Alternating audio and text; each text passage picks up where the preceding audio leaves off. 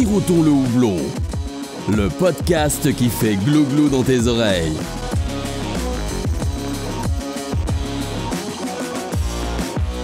Salut à tous, c'est Alex du podcast Sirotons le houblon. On se retrouve pour un nouvel épisode Rencontre avec. Aujourd'hui, je suis à la brasserie La Superbe et je suis en compagnie de Baptiste.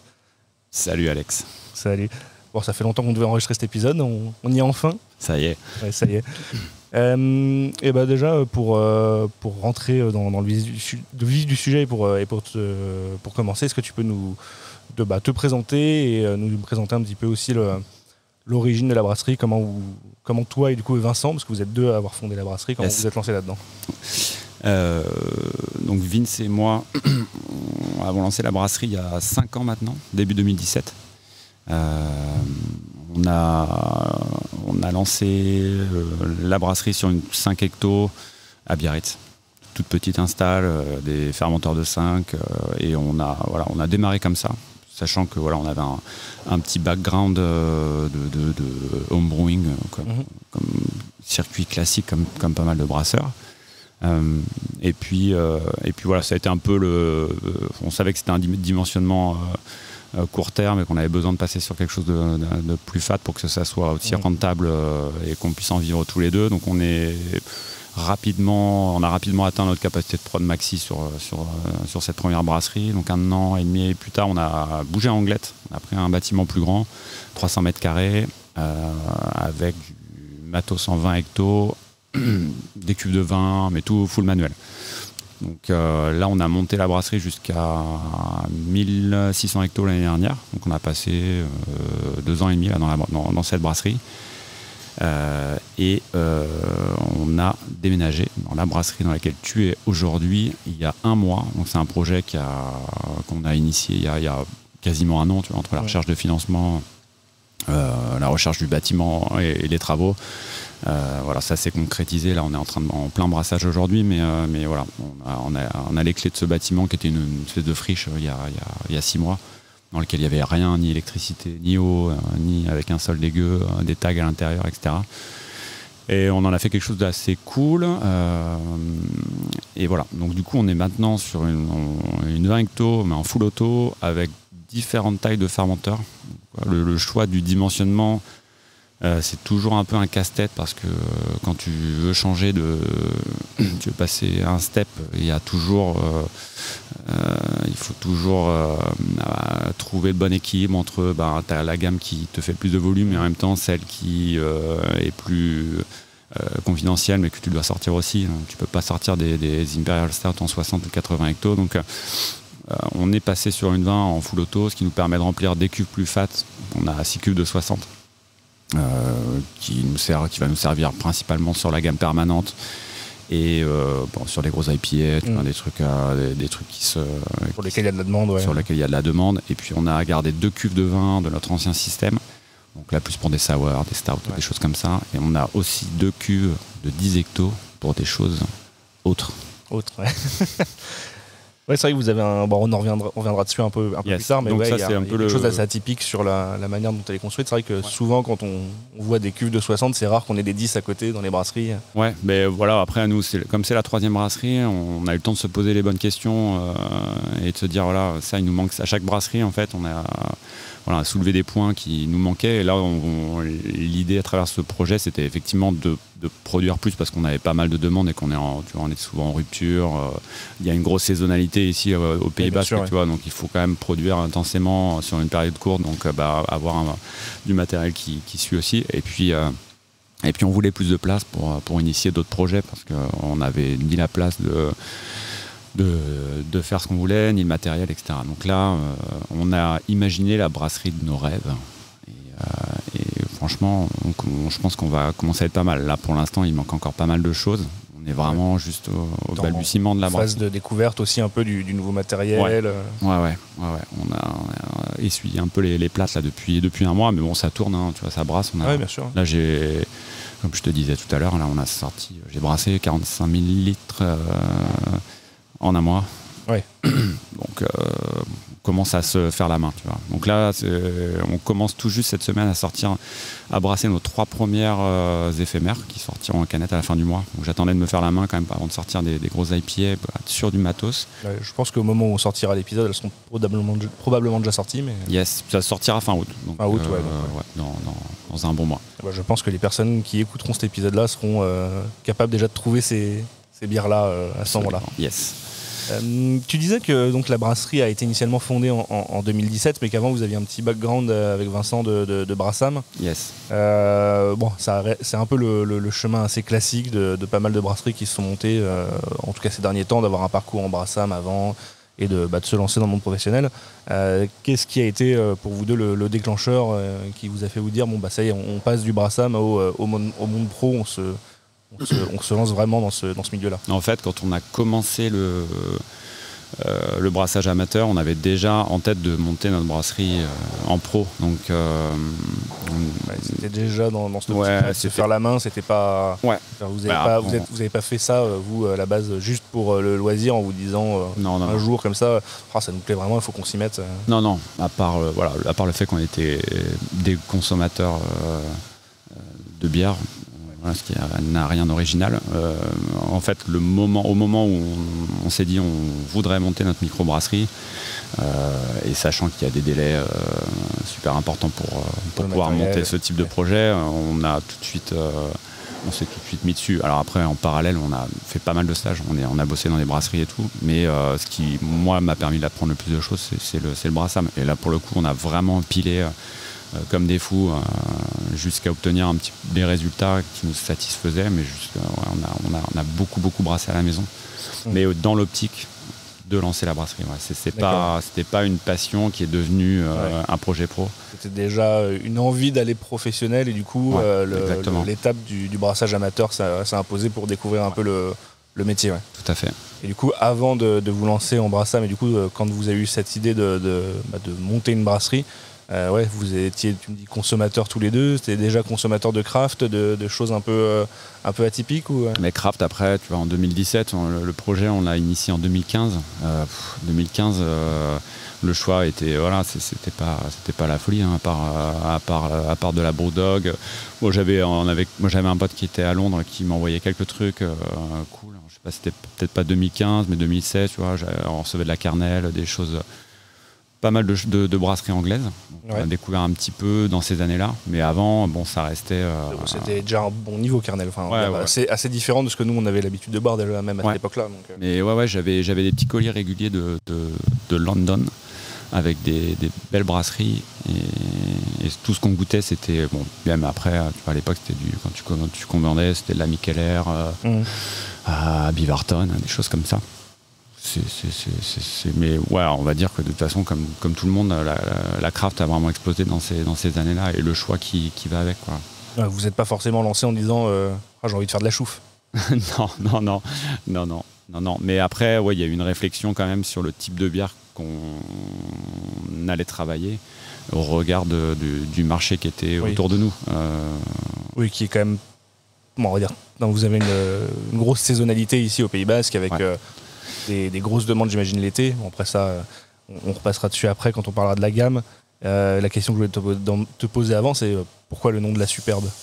Eh bien, écoute, pour être tout à fait transparent, il n'y a pas d'histoire particulière. Je ne vais pas te bullshiter sur le nom et t'inventer un historique, mais on a un peu brainstormé sur la recherche du nom de la brasserie, ce qui n'est pas chose facile. On a un pote qui nous a proposé ça, parce qu'on voulait... quelque chose qui soit pas trop anglo-saxon. Il y avait pas mal de brasseries, c'était des brewing company un peu à tire-larigot, et puis on s'est dit on voulait quelque chose, on trouvait le côté rétro et francophone assez cool et assez catchy, donc facile à retenir, et du coup on est parti là-dessus. Voilà, c'est l'histoire du name. Moi, quand j'ai découvert la brasserie, ça devait être, je pense, en 2018. Donc, vous étiez encore dans votre premier local à cette époque-là, à Biarritz. Ouais. Donc, c'était vraiment un petit local, des cuves de quoi ? Tu m'as dit 500 litres, ça ? Le local faisait 80 mètres carrés, avec une petite mezzanine, concasseur là-haut, avec les sacs de malt qu'on montait à la main sur l'escalier. un Brewmeister 500, 5 cubes de 5 hectos et un bouteilleuse Enol Master manuel, capsuleuse manuelle. Ouais, mais c'était cool pour commencer, c'était chouette. Et le tout au milieu des cartons, du stockage. Ouais, il fallait.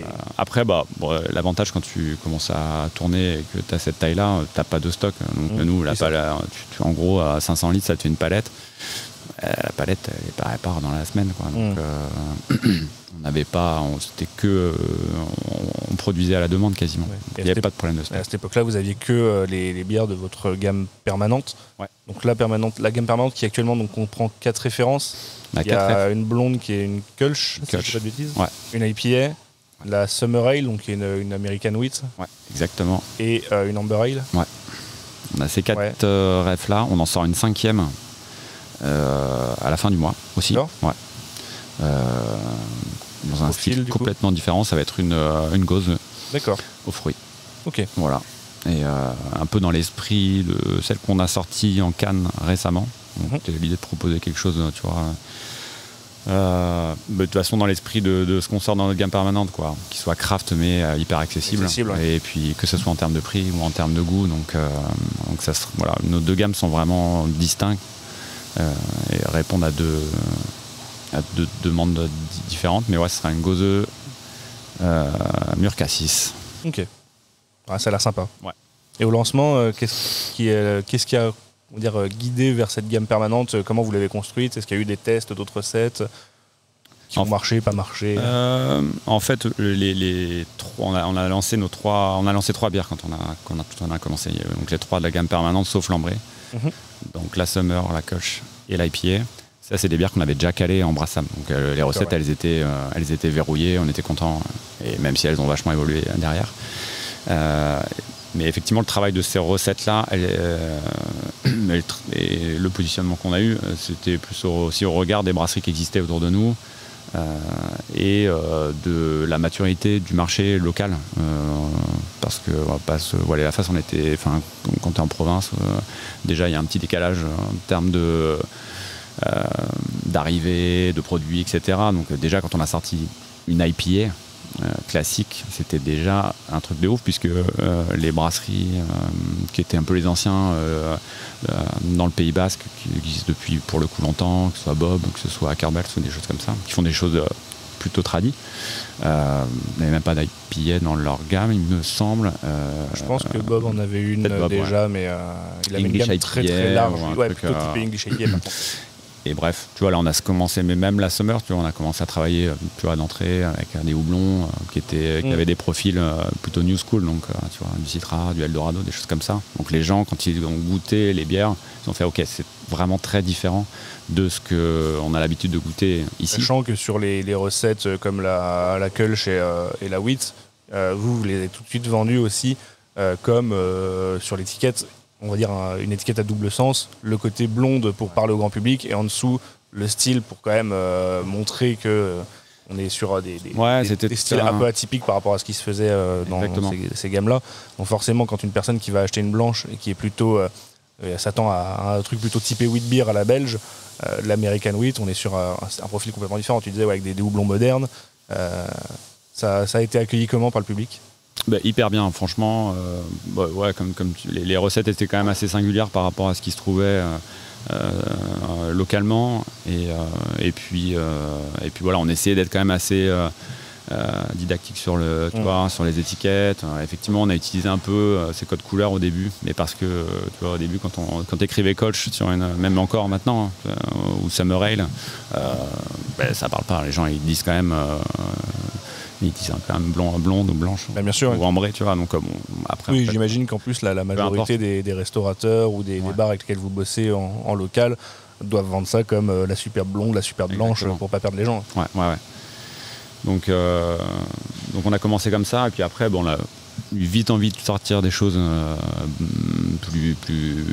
beaucoup plus craft, mais avec la difficulté du matériel qu'on avait en refermentation, en bouteille. Donc autant dire que tout ce qui est NEIPA, machin, compliqué. Et puis on n'avait pas spécialement un réseau de distribution. Tu vois, nous, c'était ultra local. On distribuait à 15 bornes aux alentours. Donc Donc en fait, il y avait déjà une envie de produire des choses. On a fait des petits, on a fait des stouts, on a fait des NEIPA au tout début, en 2017, mais en petite quantité et pour le marché local.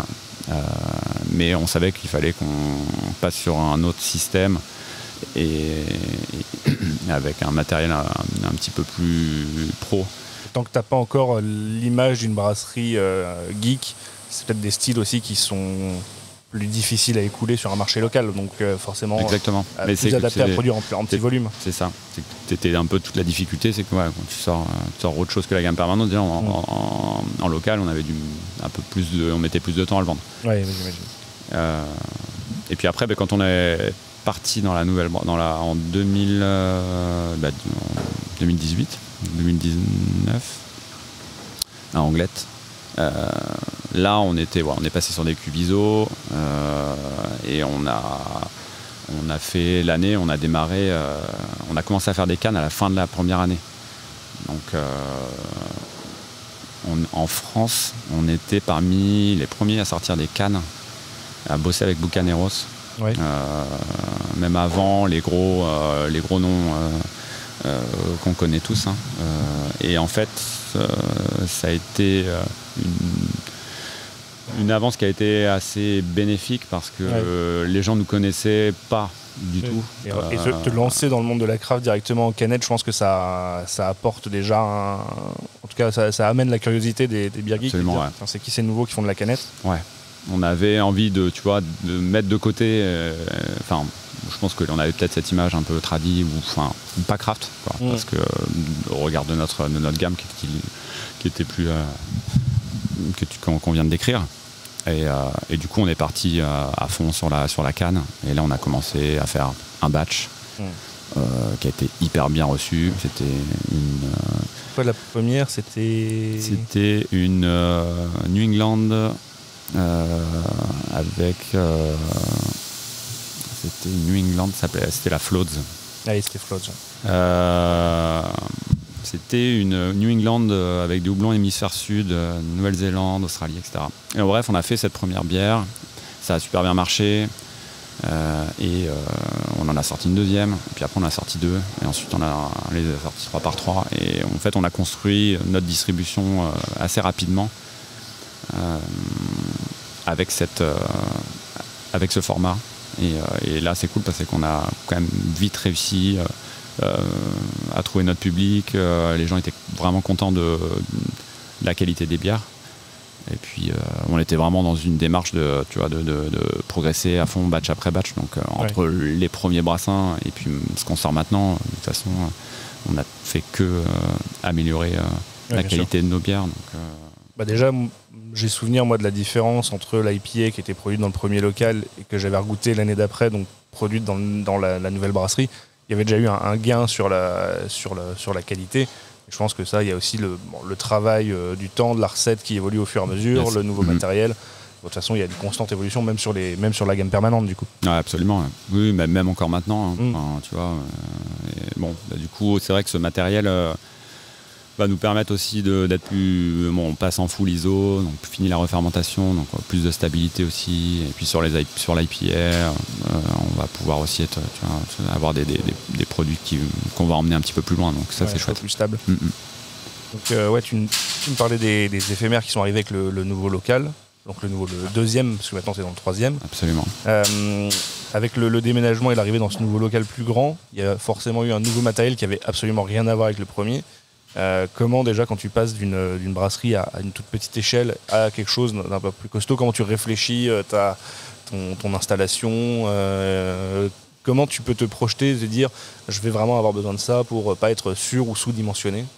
Et d'ailleurs, question annexe à ça, c'est est-ce que vous pensez que vous avez bien visé quand vous avez installé la nouvelle brasserie? Ouais, on a bien visé. De toute façon, on était quand même limité par des moyens financiers. Bien sûr. Donc on est passé sur une 20 hectos chinois, petit budget, tu vois, mais top pour un dimensionnement intermédiaire. On savait encore que à terme on aimerait avoir quelque chose. On savait que ça allait être vite short quand même, parce que tu vois c'était une étape dans la croissance, quoi. Oui, après on aurait pu s'arrêter et puis ne pas avoir la demande qu'on a là, mais et ça aurait été très bien. ça restait en termes de volume atteint 1600 hectos, pas des volumes monstrueux. Donc voilà. Et puis après, à un moment donné, on a aussi un positionnement qui est peut-être un peu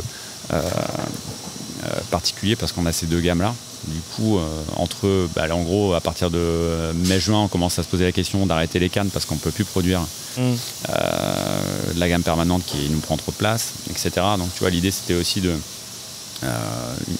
au bout d'une année, 2 années où on sortait à bloc de cannes, on s'est dit, là, ça va pas être possible. En fait, on ne peut pas tourner avec ces deux gammes-là. Et en même temps, on ne peut pas dire non tu vois, à notre réseau historique qui est, tu vois, les CHR de la côte basque. Quoi. Donc, on travaille avec on a un maillage local qui est hyper développé. On travaille avec beaucoup de restaurants, beaucoup de bars cavistes, des hôtels, etc. Mais voilà, du coup, là, pour revenir à ta question, parce qu'on était là, je me suis un peu échappé. Le dimensionnement qu'on a eu était top. Après, la réflexion, elle était pas excessivement mûrie non plus sur le matériel. Est-ce que ça allait être non, quand on s'est installé, on a fait là ça s'est mal pensé, là on n'a pas réfléchi à ça, machin, mais ça le faisait quand même, tu vois. Mais tout ça, c'est un peu de l'apprentissage aussi pour du coup la 3e brasserie. Exactement. Et mieux penser. Ouais, là, pour le coup, il y avait vraiment une réflexion sur aussi la qualité de travail. Tu vois, sur le quotidien, sur des trucs à la con, et tu vois, avoir des belles pentes, avoir un sol qui racle bien, c'est des choses que les brasseurs comprennent, tu vois, mais ouais, qui te permettent de le travail de brasseur, ça reste dur et physique, et tu passes des journées les pieds dans la flotte à nettoyer, donc si tu gagnes en confort, c'est quand même c'est du temps de gagner, de l'énergie de gagner à faire autre chose, donc voilà. Comme tu l'expliquais, dès le lancement et les premières bières, il y avait déjà quelques éphémères, en tout cas dans les premières bouteilles, avec des tentatives de NEIPA et compagnie. Donc c'était vraiment, on va dire, une volonté dès le début, quand vous avez créé votre brasserie avec Vincent, de se dire un jour on va faire de la craft, on veut aller viser des produits un peu plus geeks. Mais déjà c'est ce qu'on buvait nous, hein, tu vois, donc pour revenir à la réflexion des recettes et la bière, on ne s'est pas dit on va faire des bières qu'on surkiffe, c'est-à-dire des grosses IPA, des stouts et tout, parce qu'on savait qu'on ne les vendrait pas. Et puis que logiquement, quand tu démarres, tu commences à vendre autour de chez toi, quoi. Enfin, tu vois, on n'avait pas pour ambition d'aller développer un national, alors que tu vois, on vit dans un endroit où on pouvait vendre des bières. Donc, d'ailleurs, de ce côté-là, le Pays Basque, en tout cas côté espagnol, c'est quand même un gros vivier à brasserie craft, ou du moins autre que les tradis. Il y a des trucs un peu plus intermédiaires et craft. C'est un point intéressant parce que ça pousse un peu aussi pour le développement côté français. Ouais. Ça joue pour se dire oui, il y a de la place pour ce marché-là, il faut qu'on s'installe ici. Mais en fait, il y a toujours eu, au début, il y avait une vraie différence entre les brasseries du Pays Basque Nord et notre côté. Il y avait déjà, quand on s'est lancé, tu avais Basqueland qui venait de démarrer, tu avais Gross, tu avais Malaguisona, tu avais Bidassoa. Toutes ces brasseries faisaient du craft. Vraiment craft, tu vois. C'était pas spécialement petite gamme, etc. Donc eux, ils étaient à fond dans le craft. Et en même temps, quand tu vois, c'était des produits qui s'importaient pas hyper bien ou qui étaient vus par le grand public. En plus, c'était à l'époque, tu vois, c'est les grosses IPA bien vénères, ultra amères, etc. Donc pour le grand public, les gens, souvent les retours qu'on avait, tu vois, en local, c'était à part pour les gros amateurs de craft, les gens avaient du mal avec ce type de style ou des trucs hyper pointus. Mais il y avait clairement de l'avance là-dessus. Et puis, au fur et à mesure, là-bas, le marché s'est un peu aussi structuré, quoi. C'est-à-dire que toutes ces brasseries que j'ai citées, il en est resté... il y en a pas mal qui sont partis sur du plus grand public et tu vois, des choses qui ont vraiment stagné, même en termes de niveau. Et puis d'autres qui ont bien explosé, comme Basqueland, Grosse qui fait pas mal, qui fait beaucoup de choses. Mais c'est vraiment pour moi sur les plus petits volumes, bien sûr. Mais pour moi, c'est les deux brasseries intéressantes vraiment sur le Pays Basque. Après, le reste, elles sont vraiment aussi vachement parties sur des trucs, sur de la gamme craft classique, en fait. Non pas Bidassoa ou Malaguisona ou des trucs qui focalent vraiment sur le côté régional, mais que tu retrouves un peu, tu vois, en GMS partout. Mais qui a pas percé comme les deux que je viens de citer. Voilà. En arrivant dans le nouveau local où on est actuellement, donc là qui doit faire quoi, dans les 900 mètres carrés, c'est ça? Ouais. 900 mètres carrés. Donc on a 450 mètres carrés pour toute la partie prod. Mhm. Et puis tout le reste, c'est pour du stockage. Donc on a de la place. On a de la place, mais c'est... Il y a encore un peu de place d'ailleurs pour même potentiellement... Alors surtout, quand j'ai étendre, il y a de la place, il y a de la hauteur sous plafond au milieu, et peut-être la place s'il y a besoin d'ajouter des fermenteurs un peu en hauteur. Yes, ouais, c'est un dimensionnement qui est évolutif, quoi. Alors que là, on est en capacité max avec les fermenteurs qu'on a à 5000 hectos. On pourrait pousser jusqu'à 7-8 000 en rajoutant quelques fermenteurs. En rajoutant les fermenteurs sans changer de salle à brasser. En rajoutant 2-3 fermenteurs de 60. Donc c'est cool parce que on a clairement compacté en plus à fond l'espace de prod. Donc tu te faufiles un peu partout. C'était aussi volontaire parce que l'expérience qu'on a des locaux précédents, c'est qu'on a toujours travaillé dans des petits espaces et du coup on peut pas s'étaler parce que même 900 mètres carrés pour le dimensionnement. Ça pourrait être le risque de dire j'ai de la place, je peux faire un truc. Non, là tu vois, on a de la place pour évoluer. C'est vite rempli quand même. Mine de rien, oui, ça, la partie stockage, quand tu commences à avoir un peu de fût, ça prend de la place. Hein. Absolument. Palette de fût. Bon, on va faire une petite pause pour se servir quelque chose. Avec plaisir. Alors, qu'est-ce que tu nous as sorti de beau là? Je t'ai sorti une gauze framboise citron vert. D'accord. C'est un des derniers batchs qu'on a fait sur l'ancienne brasserie. Ok. Je vais faire le pchit. Propre. Donc voilà, c'est une des séries, dans la série des gauzes, des sour fruités qu'on a sorti. Assez dense, beaucoup de fruits. On va être à 40% de fruits. Sur une belle robe bien rose pourpre. Un peu de sel. Et tout ce qu'il faut. Beaucoup de framboises. Ouais, ça se sent bien, ouais. Petite touch de citron vert, de lime pour l'acidité.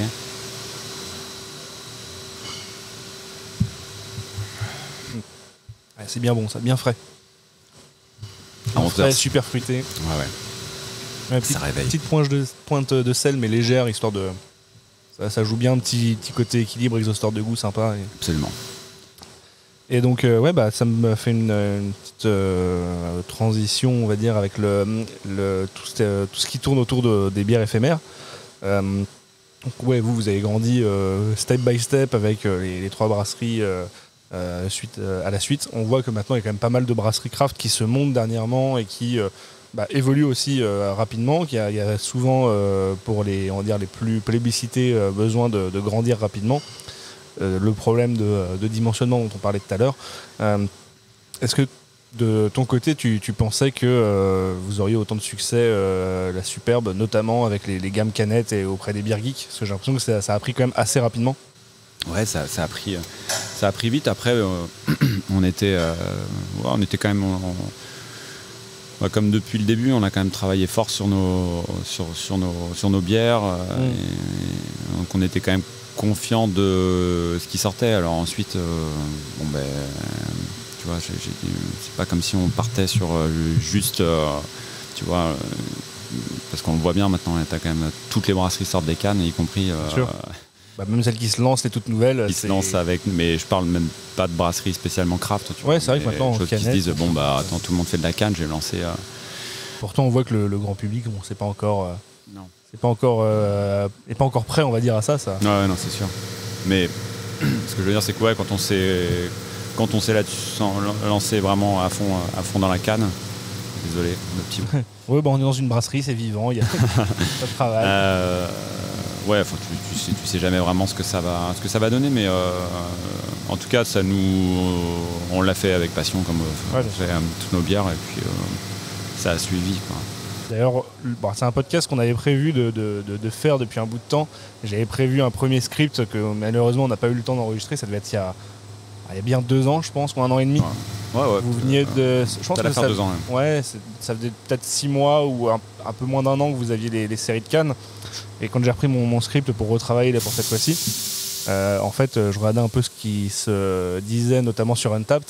Et à cette époque-là, vous aviez une note de 3,7 qui vous classait déjà plutôt pas mal. Là, quand j'ai refait mon script il n'y a pas longtemps, c'était à 3,83. Donc c'est vrai que déjà on voit que sur le temps, ça a bien monté, sachant que, pour ceux qui ne se rendent pas forcément compte, monter la note sur Untappd, c'est quand même une mission, parce que c'est dilué, quoi. Donc plus tu as de notes, plus c'est compliqué de monter. Donc maintenant, on voit beaucoup de brasseries jeunes qui arrivent, qui ont les codes, on va dire, qui savent que je vais me lancer, donc je vais faire de la canne, je vais faire des grosses IPA. Alors il faut bien les faire, certes, mais qui rentrent d'entrée avec les clés et qui savent directement faire des bières qui vont être bien notées. Donc maintenant, on voit beaucoup de brasseries qui arrivent au reach des 1000 notes qui permet de rentrer dans le top et qui arrivent directement en haut avec des notes de 3,90, 4. Chose qui ne se faisait pas forcément il y a 3 ou 4 ans. C'était pour toutes les brasseries qui sont arrivées sur le marché. En plus, comme vous, qui dépendez en plus beaucoup d'un marché local et qui doit beaucoup compter sur une gamme permanente, donc ça a dû se construire plus petit à petit. La moyenne est un poil biaisée par, par la grosse... par la gamme, par la gamme permanente. Mais une note quand tu as... J'ai un exemple qui est assez, qui va à l'inverse et qui est assez extrême, mais c'est Effet Papillon, qui a toujours eu des très bonnes notes. Ce que j'avais en tête comme type de brasserie, qui a un positionnement assez, pas proche d'une autre, mais qui a une gamme assez grand public. Qui était, je pense, à l'époque où j'avais regardé, parce que ça c'est un truc qui avait disparu des notes quand j'avais fait mon script, je vous avais un peu situé avec vos voisins. Et il y avait Effet Papillon dans vos voisins à cette époque-là, et qui n'y est plus du tout. En fait, Effet Papillon marchait plutôt bien, était dans les alentours de 3,70 et avait un nombre de notes qui était, je sais pas extrêmement élevé comme les brasseries type La Débauche et compagnie. Donc il y avait un petit nombre de notes. Et en fait, ils ont rentré 2021 une bière dans le calendrier de l'Avent de chez Saveur Bière qui est extrêmement distribuée. Et ils avaient fait une sour. On connaît le public de Saveur Bière, c'est pas toujours le public beer geek. Sour, ça plaît pas toujours.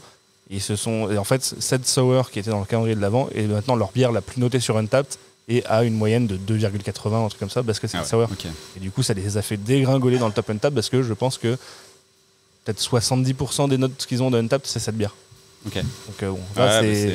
Mais tu vois, on a connu un peu le même truc là récemment avec on avait fait une collab avec Brewdog en début d'hiver. Ah oui.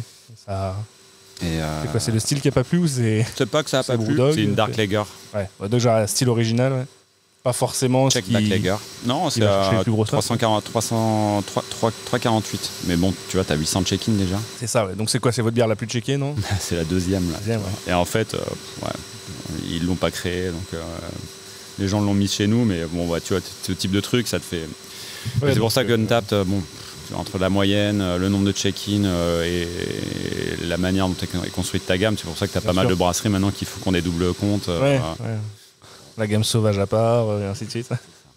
Mais c'est quelque chose que je fais revenir assez fréquemment dans les épisodes, c'est parler un peu d'Untappd, parce que j'aime bien avoir le retour des brasseries, leur vision de l'outil, parce qu'il a ses avantages, il a aussi ses vices.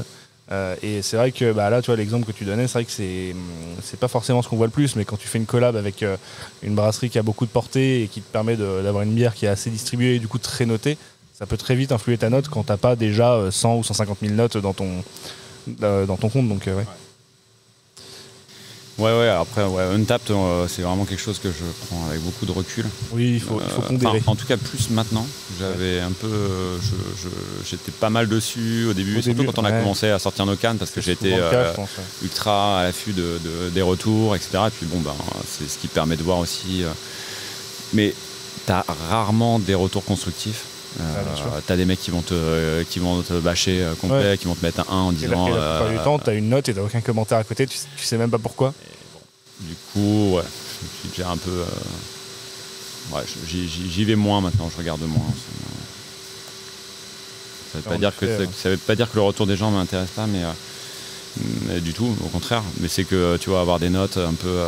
en plus qui sont souvent parfois ultra disparates, où tu vas avoir une moyenne de 4 sur une bière et t'as des mecs qui vont te mettre 0,5 en disant au revoir, pas bon. Ouais. T'es là, ok. Mais en effet, quand je suis en train de regarder la Untappd, vous êtes toujours à 3,83. Dans le script, je l'ai fait il n'y a pas bien longtemps. Mais la deuxième, la Zakour, à 3,48. C'est vrai que sans ça, tu te dis que peut-être que tu serais... parce que vous êtes sur combien de notes au total? 15 900 notes. Ouais, ça se trouve, tu serais à 3,85 au lieu de 3,83 et 3,85 au lieu de 3,83. Dans une table, ça te fait prendre 3 places dans le classement tellement oui, c'est sûr. Après, tu vois, c'est pareil. Je vais pas faire une table pour mes 4 bières permanentes. Après, si je les enlevais, je serais à 3,95. Tu vois. Quand on regarde vos voisins sur une table, c'est du O'Clock, Héron, Montagnard, Grand Paris, Mont-Salève. Voilà. Bon, ça donne une idée globale c'est clair qu'on a du retour des gens plus que de regarder individuellement ou une note. Tu regardes où tu te situes et bon. Ouais, non, mais c'est cool. On est hyper bien entouré. On est hyper content d'être dans un classement de super belles brasseries. Et du coup, depuis les premières canettes qui ont été sorties en 2019, comment tu as vu évoluer le marché des bières geeks ou en tout cas des consommateurs de bière dans vos clientèles? Est-ce que le consommateur beer geek qui a acheté vos canettes en 2019, maintenant il a d'autres attentes? Tu penses que le marché évolue encore assez vite? Le marché évolue. Après, nous, dans notre clientèle, ça reste des gens qui ont des profils, qui aiment des styles en particulier. Tu vois, nous, on fait beaucoup d'IPA. Clairement, on est vraiment sur le houblon à fond. Et puis, on fait de plus en plus de sour, etc. Mais voilà, on voit bien l'émergence de brasseries qui font du full sauvage. Et ça prend bien, mais ça reste quand même hyper niche et sur des publics ultra geek, tu vois. Donc même, tu vois, on reste sur nous un créneau qui s'est hyper démocratisé. Les grosses NEIPA, les DHIP, etc. Et puis c'est des styles qu'on adore boire, tu vois. De plus en plus, tu vois, on sort des West Coast, ça revient à fond. Nous on adore ça. Mais ça reste en fait finalement des styles qui sont devenus hyper mainstream maintenant dans le milieu craft. Voilà. On va travailler sur d'autres choses. Je t'en parlais un petit peu en off tout à l'heure. Ouais, mais on ne dira rien. On garde la surprise. Mais qui seront pas des bières, qui seront pas des softs et qui seront pas des bières sauvages, mais des trucs cool. Pas des harcèlements. Voilà. Non. Voilà, mais après on a envie de sortir autre chose aussi, en plus petite quantité. D'ailleurs, ça s'est vu un peu dans l'évolution des éphémères. Ouais. Au début, c'était houblon, et petit à petit, on a vu les premières acides, les premières noires qui sont sorties, et maintenant, ça reste une dominante de houblonné, mais c'est quand même de plus en plus fréquent dans les bières que vous sortez en éphémère. Et tu vois, ça colle à ce que tu disais tout à l'heure, que vous rentrez quand même une gauze aux fruits dans la gamme permanente. Ouais, parce qu'on a trouvé pareil, on essaye de faire on a travaillé les gauzeux, les sour de manière à ce qu'elles soient pas too much, tu vois. On va dire c'est plus des bières acidulées que des bières acides. Oui, on est sur des bières fruitées. Oui, là, celle qu'on boit en ce moment, c'est glou-glou, tu vois. Donc, t'as l'acidité, mais qui vient plus du côté du fruit. Tu sens pas un excès d'acidité ou ça va pas te faire déchausser les dents. Disons que c'est pour tout le monde. Enfin, pour tout le monde. Non, bah ça, je rentre chez moi.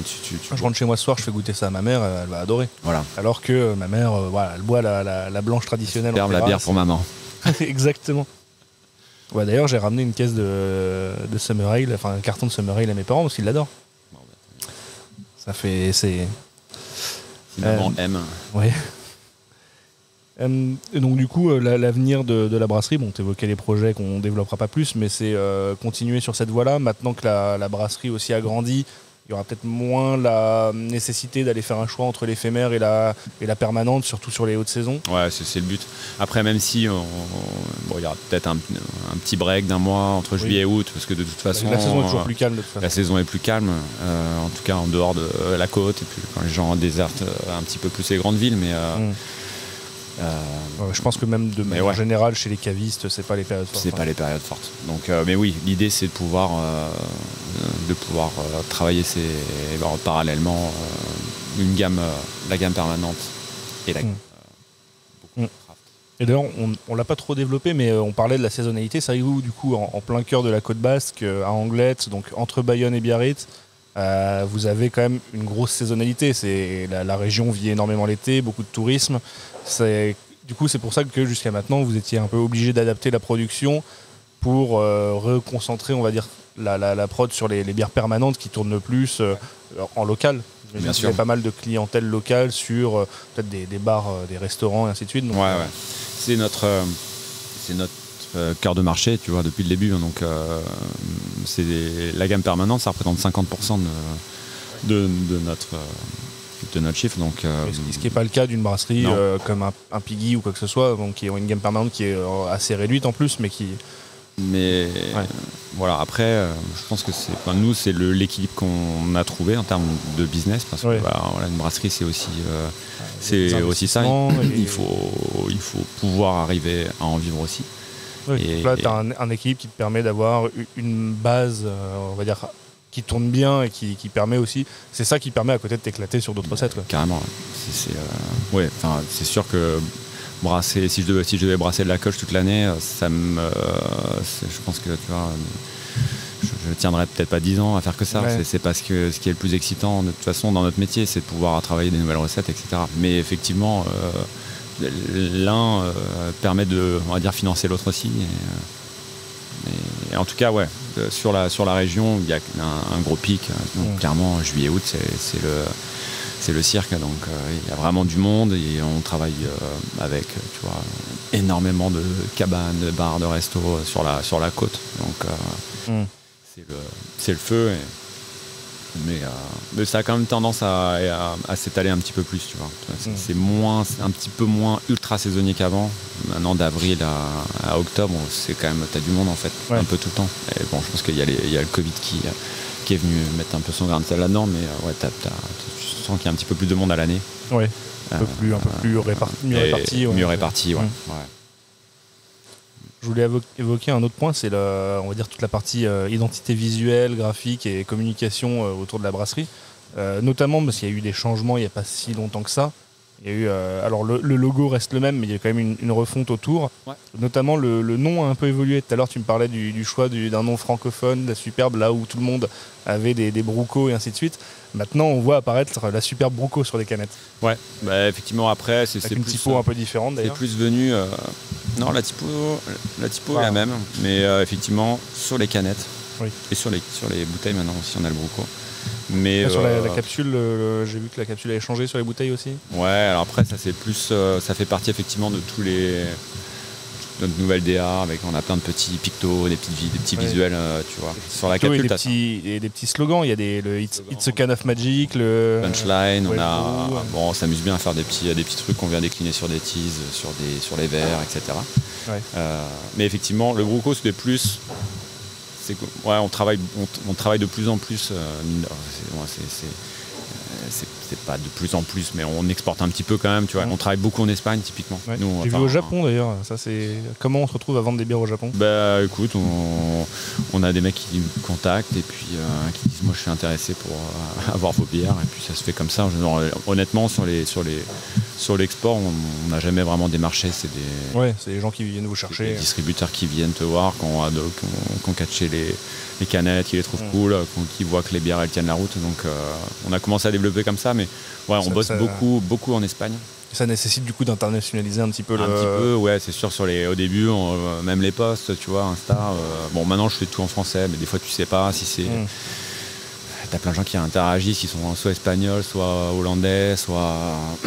T'as un profil un peu plus varié qu'au départ. Donc, puis en fait, et le fait aussi pour vous d'être proche d'une frontière, ça vous apporte certainement aussi plus de public espagnol. On s'est hyper bien implanté au Pays Basque Sud, ce qui est pas chose facile. Parce que clairement... Ils ont déjà leur brasserie en plus là-bas. Ils ont déjà leur brasserie, puis ils protègent bien c'est difficile de trouver au Pays Basque des brasseries autres que des brasseries basques ou espagnoles. Et clairement, nous, on est hyper bien distribués dans un distributeur à Bilbao et qui rayonne sur tout le Pays Basque. Et puis après, on distribue un petit peu ailleurs dans les grandes villes, à Barcelone, entre autres. Mais dans toutes les petites peñas et tous les bars craft du côté sud, on est bien et on a des super retours. On est bien apprécié. Donc là, ça explique un peu le changement du nom avec le Bruco rajouté pour l'internationalisation. Ouais, c'est tout l'univers graphique qui arrivait autour, les petits pictos, les petits slogans, le Wesh Brew, le It's a Can of Magic, tout ça sort de quoi? Quelle est l'envie en fait derrière tout ça? C'est enrichir un petit peu l'identité visuelle de la marque, tu vois. Quand tu as juste un logo et une typo, difficile de décliner, d'avoir, tu vois, tu as de plus en plus de demandes pour faire, surtout quand tu fais des salons, pour avoir des t-shirts, avoir n'importe quoi, avoir des verres, etc. Donc si tu veux avoir autre chose que juste ton logo printé à droite à gauche, et puis après nous on aime ça, on aime travailler le visuel, on aime quand c'est faire des belles choses, on fait des bonnes choses, mais on fait en sorte qu'elles soient jolies aussi, que ce soit les cannes ou que ce soit... Ouais, les cannes, c'est notre univers, mais après, le sujet que je voulais évoquer après aussi. Tout l'univers qui est autour de vos cannes, il vient d'un travail avec un artiste. Est-ce que ça vient de vos têtes à tous les deux? Non, ça vient de... Alors, c'est plutôt moi qui m'occupe de la partie visuelle des cannes. Ok. Pour des questions pratiques, travailler avec un graphiste et tout, c'est complexe parce que tu vois, on a une cadence de sortie qui est importante. Bien sûr. Et de temps en temps, on peut travailler ponctuellement avec tu vois, du full art sur une canne, mais là, je travaille principalement des photos, moi.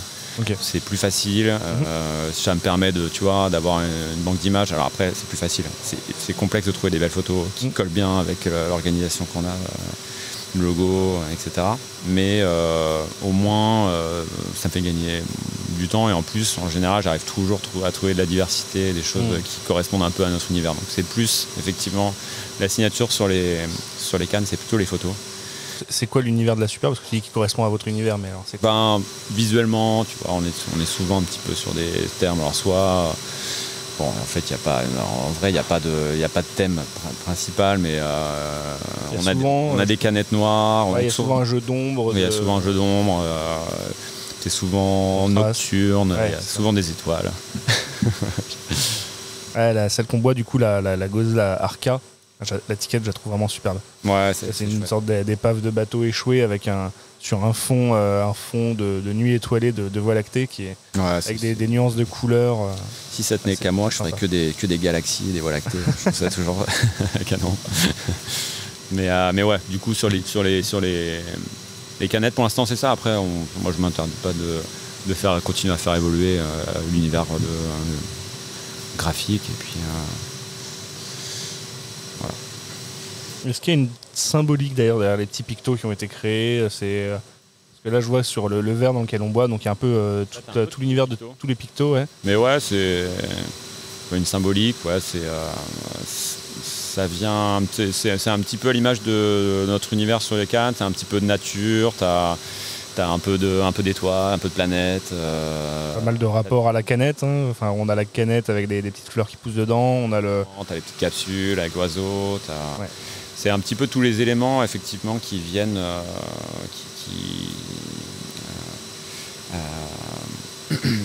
qui viennent dans l'univers de ces cannes, quoi. L'univers un petit peu nocturne, un peu nature, un peu nuit, un peu magique.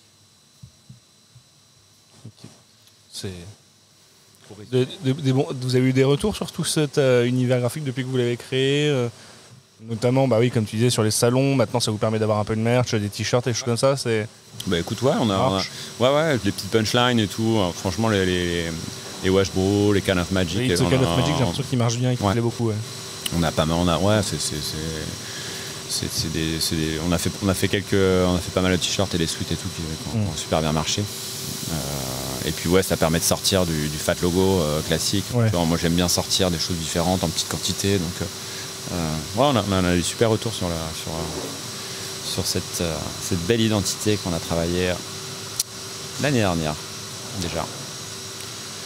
Quand j'avais préparé le premier script il y a 2 ans de ça, je posais une question sur comment on trouve les bières de la Super, parce que c'était pas aussi développé et distribué que maintenant.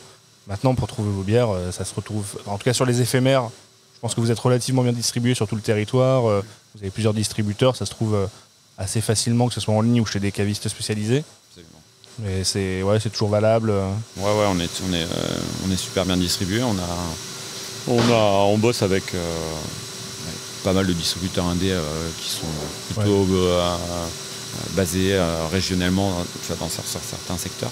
Ouais, donc du coup on vous retrouve quoi sur le sud-ouest évidemment. Après il y a Craft Beer France qui est plutôt sur la côté Île-de-France, Nord, mais qui fait un peu de national aussi, je pense. Exactement. On bosse avec France Bière, du côté de Lyon. On bosse avec peu de distributeurs du côté de Marseille, on bosse dans le Grand Ouest. Honnêtement, et puis après, on travaille un petit peu avec tout le monde, mais avec tous les gens qui veulent prendre nos bières. Mais globalement, toutes nos nouveautés, on les retrouve facilement. On essaye de faire en sorte d'avoir d'avoir un circuit super réactif. C'est-à-dire que nos bières, elles sont prêtes à partir le jour de l'encanage quasiment. Le lendemain matin, tout est parti. Donc ça permet de garantir une fraîcheur. Vous arrivez aussi, vous, du coup, auprès de vos partenaires, vos distributeurs, à anticiper un peu. Deux semaines, 3 semaines avant. C'est déjà quasiment prévendu et tout part le jour même, quoi. Ouais. Oui, c'est l'idée. Je les préviens pas le jour de l'encanage, en fait. On va voir si on va ça. C'est prévu avant. L'idée, c'est vraiment que ça parte le plus vite et que ça arrive le plus frais possible. Je pense que moi j'ai fait à peu près le tour de ce que j'avais prévu d'évoquer. Je sais pas s'il y a des sujets que j'aurais ratés, des choses que tu veux ajouter. Écoute, non, c'est pareil, je me suis un peu épanché. C'est agréable de boire des petites bières et d'être au micro avec toi, Alex. Ça fait longtemps depuis le temps qu'on en parle. Mais non, je pense qu'on a un peu tout évoqué. La nouvelle brasserie, nos bières et puis surtout après le futur. On a hâte de... Voilà, là la brasserie elle tourne. On a beaucoup brassé là ces derniers mois. Pour se remettre un flot sur la gamme permanente, mais maintenant on va d'ailleurs je suis en plein brassage et je vais bientôt y retourner. On sort nos 3 premières cannes qui sortiront à la fin du mois, donc début septembre. 3 premières éphémères produites ici là sur le nouveau matos. Exactement. Et puis niveau recettes, on a quoi? On a une DDH IPA, on a une West Coast IPA, on a une NEIPA, les 3 avec des bases maltais hyper différentes, des houblons, travaille sur les houblons différents. Donc, comme je le disais, du coup, je pense qu'au moment où l'épisode sortira, elles seront déjà dispo. Elles seront dispo, ouais. Parce que bon, là, on enregistre, on est début août. Il y a un peu une période creuse aussi pour les audiences de podcast, donc je pense que je vais sortir ça sur fin août, début septembre. Yes. Mais voilà, l'avenir, ça va être un peu toutes ces nouveautés qu'on est excité de voir sortir. Et puis tous les projets qu'on a en parallèle, qu'on aura l'occasion de reparler quand ça sortira, mais on a plein de projets hyper excitants dans les tuyaux, donc on verra ça après l'été, ça va vite venir. Et des présences sur des salons prochainement, sur des festivals? Petit salon qu'on fait, on sera à Lille au mois de septembre. Ok. Bâle. Bâle, ouais. C'est cool parce qu'on l'a jamais fait et il paraît que c'est le feu. C'est gros festival, ouais. Après, les salons, on n'est pas la brasserie qui fait tous les salons de... Il va falloir y travailler. Mais on fait pas tous les salons possibles. D'autant plus que vous êtes déjà, pas très nombreux en plus. On n'est pas nombreux, on est 3. Donc ça tourne beaucoup et les semaines sont bien remplies. Et puis on est à Biarritz, donc chaque salon est hyper loin. Ouais, c'est vrai que vous êtes très excentré de tout. Donc cette année on se retrouvera à Lille et puis l'année prochaine on verra. On sait pas encore. Bon, je vais te laisser retourner à ton brassage, la machine qui t'appelle. Merci Alex. Beaucoup et c'était un plaisir de enfin pouvoir faire cet épisode avec toi. Plaisir partagé. Allez, à bientôt. Salut.